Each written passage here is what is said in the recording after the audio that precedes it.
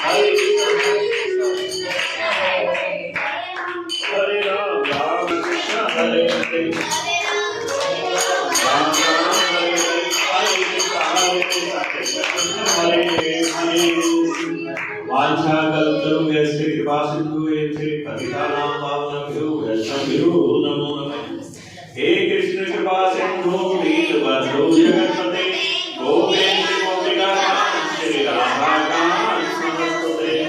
भक्तकांचन गौरांगी राधे वृंदावनेश्वरी वृषभानुसुते देवी प्रणमामि हरिप्रिये। नमो नलिननेत्राय वेणुवाघविनोदिनी राधाधर सुधापान शालिनी वनमालिनी कृष्णाय वासुदेवाय हरये परमात्मने प्रणतक्लेशनाशाय गोविन्दाय नमो नमः। श्री गुरु गौरांग धर्मगिरिधारी श्री राधा विनोद बिहारी जी की जय। श्री रमन बिहारी जी की जय। जय नित्य लीला प्रविष्ट ओम विष्णु पाद श्री श्रीमद् भक्ति वेदांत श्री नारायण गोस्वामी महाराज की जय।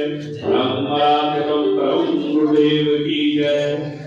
प्रेम से प्रभु श्री कृष्ण चैतन्य प्रभु नित्यानंद श्री अद्वैत गदाधर श्रीवासादि श्री गौर भक्त वृंद समस्त वैष्णव वृंद की जय। यहाँ उपस्थित सभी साधकों की यज्ञ अपने घर में करवाने वाले भक्तों की, सभी सुनने वालों की, समस्त विश्व की प्राणियों की बहुत बढ़िया। कहते हैं सूर्य देवता। सूर्य के लिए अभी हमने यहाँ पर भी अपने ऋग्वेद से जो हमने ऋचाएं ली और भी यहाँ हमने जो मंत्रोच्चारण किए उसमें हमने बोला सूर्य देवता जो देता है वो देवता है। ईश्वर तो एक ही है, बाकी सब देवता है, सबकी अलग अलग ड्यूटी है। ईश्वर की जो शक्तियां हैं ऋतंबरा प्रज्ञा, वो सारी सृष्टि के अंदर सब चीजों का संतुलन करती है। जैसे आम के पेड़ को कहीं भी ले जाओ, आम का एक जैसा स्वाद होगा, एक जितनी सभी पेड़ों की ऊंचाई होगी, एक जैसा ही रंग रूप होगा। भाई हमने उत्तर प्रदेश में बोया तो अलग होना चाहिए, अमेरिका में बोया तो अलग होना चाहिए, पर ऐसा नहीं है। इन सब का निर्धारण कौन करता है, इन सब का कंट्रोल कौन करता है? ईश्वर की ऋतंबरा प्रज्ञा शक्ति। सुबह हम उठे, हमें सूर्य देव के दर्शन होते हैं तो हमें लगता है सूर्य से हमें रोशनी मिलती है। वृक्ष पैदा होते हैं वो उनकी जीवनदायिनी शक्ति है, और वृक्ष के ऊपर लगने वाले फल और सब्जियां और अन्न वो हमारी जीवनदायिनी शक्ति है। तो अगर सृष्टि में सूर्य ना होते तो अन्य ग्रहों की तरह कहीं भी जीवन नहीं होता और मनुष्य नहीं होते। ईश्वर की बड़ी कृपा है, ईश्वर ही सामर्थ्यवान है जो उनकी वजह से जीव पैदा हुए। हम जो जीव हैं वो पैदा हुए, और पैदा होके हमने क्या किया? हम ईश्वर को भूल गए, ईश्वर की दी हुई सुख समृद्धि संपत्ति में खोकर रह गए। कितने सुंदर सुंदर फूल पुष्प देखने को मिलते हैं, कितनी बढ़िया बढ़िया पुष्पों की खुशबू हमें मिलती है, कितने मीठे सुगंधित फल हमें मिलते हैं, और हम फलों में खो जाते हैं, खुशबू में खो जाते हैं। सुंदर इतने जगत में दृश्य बनाए हैं, सीनरियां, हम दृश्यों में खो जाते हैं, पर उनके पीछे जो क्रिएटर है, जिसने बनाया हमारे सुख और आनंद के लिए, हम उसको भूल जाते हैं। तो हमें हर समय सबका आनंद लेना चाहिए, क्योंकि प्रभु ने ये सारी चीजें हमारे ही लिए बनाई हैं, परंतु उतना ही इनका उपयोग करना चाहिए, उतना ही खोना चाहिए इसमें जितने ईश्वर को ना भूल जाए। ईश्वर को सदैव याद रखें। ईश्वर की कृपा को याद रखकर अपने जीवन का निर्वाह करते हैं तो हमारे अंदर विवेक बुद्धि आती है, चीज को कितना उपयोग करना है और अपने आप को चीज के ऊपर कितना आश्रित करना है, किसी भी साधन पे कितना आश्रित करना है, ये विवेक बुद्धि से होती है। जानवरों में विवेक बुद्धि नहीं होती है, वो जड़ बुद्धि से पैदा होते हैं और एक निश्चित लाइफ स्टाइल है उनकी, निश्चित खाना, निश्चित समय पे सोना, निश्चित सीजन में बच्चे देना, सब चीज पूर्व निर्धारित और निश्चित है, वो उससे अलग कुछ नहीं कर पाते। मनुष्य बुद्धिमान है, मनुष्य कर्म प्रधान है, हर समय हम कुछ न कुछ कार्य करते रहते हैं। और गीता जी में स्पष्ट भगवान श्री कृष्ण ने कहा है, कर्मण्येवाधिकारस्ते, मनुष्य को कर्म करने का एकमात्र अधिकार है। कौन सा कर्म? तो उनके लिए कृषि उनका मूल धर्म है। सैनिक है तो सैनिक की ड्यूटी निभाना मूल धर्म है। डॉक्टर है तो डॉक्टर का मूल धर्म है। जो भी हमें कर्म हमें मिला है, हमने चुना है, उस कर्म को करने का ही हमारे पास अधिकार है। पुत्र है तो पिता और परिवार के लिए समर्पण भाव से कार्य करना ही हमारा कर्म। और 6 चीजें ईश्वर ने अपने पास रखी हैं। वो क्या है?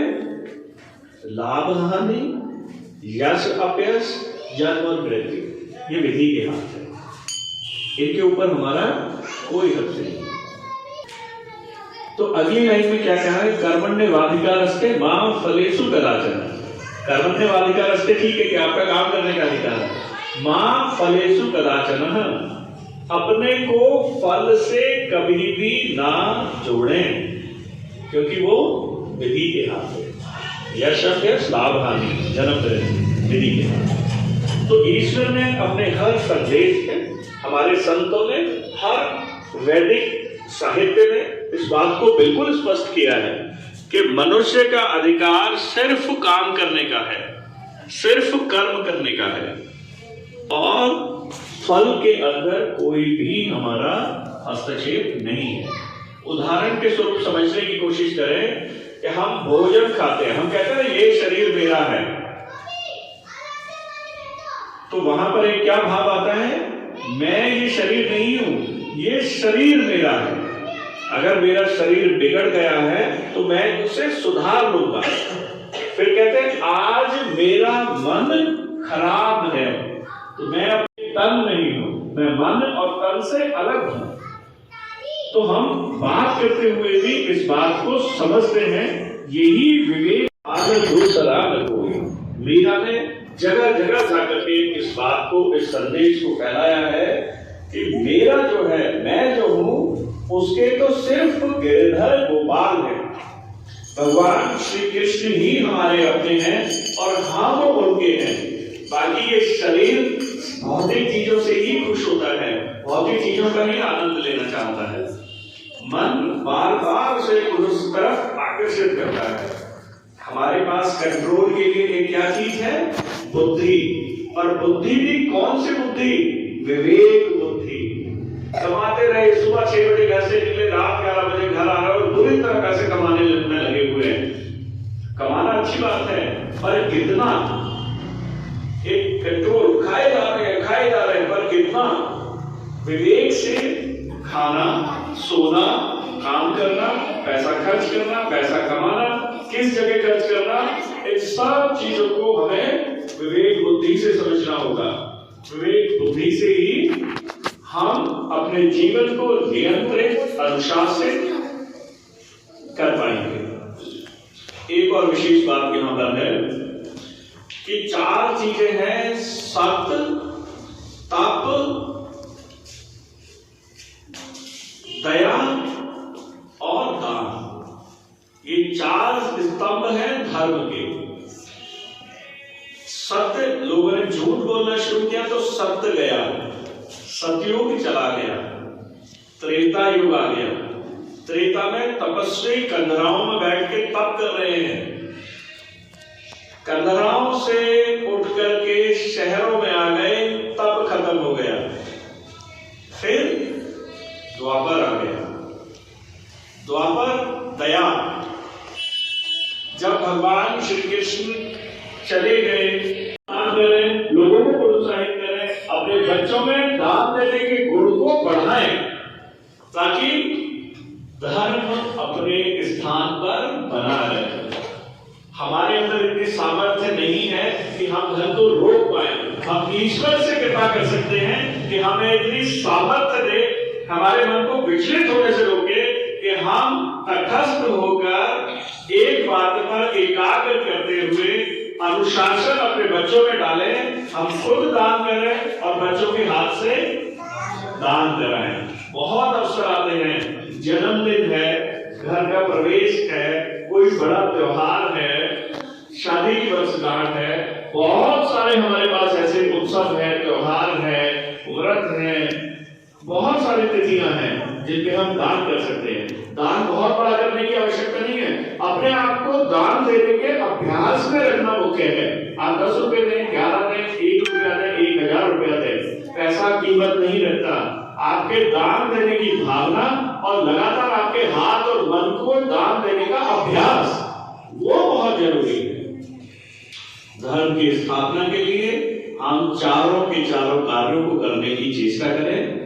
सत्य बोलने पर ध्यान दें। अगर सत्य ना भी बोल पाए, कम से कम सत्य सोचना शुरू करें, हम तप करना शुरू करें। गृहस्थ के अंदर कलयुग में भगवान श्री राम, भगवान श्री कृष्ण के महामंत्र का जप करना ही तप है। और जीव पर दया रखें, भावना दया की अपने मन में पैदा करें। तो सत्य बोले, कम से कम सत्य सोचें। भगवान श्री कृष्ण के नाम का, हरे नाम महामंत्र का जाप करें, माला लेकर जाप करें। हरे कृष्ण कृष्ण कृष्ण हरे हरे, हरे राम राम राम हरे हरे। लीजिए, कलयुग में तप हो गया। सिर्फ महामंत्र का जाप करने से तप हो गया। एक माला में सिर्फ 108 मोती हैं। हमने 108 बार नाम लिया, धीरे धीरे अभ्यास बढ़ा, हमने 4 मालाएं कर ली, तो हमारी सुकृति बनी। तीर्थ स्थानों पर गए, आश्रम में गए, संतों से वचन सुने, संतों के पास आश्रम में बैठ के मठ में कुछ प्रसाद पाया, कथाएं सुनी, तब हमें विग्रह के दर्शन होते हैं।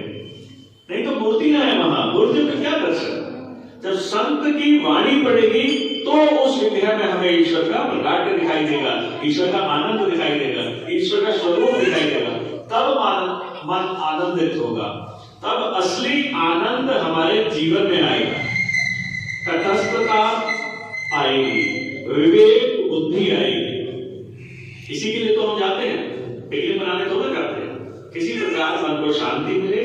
मन जो घूम रहा है जगत के अंदर तरह तरह की चीजों में, तो वहां से हमें शांति मिले, अपने अंदर आकर के बैठे।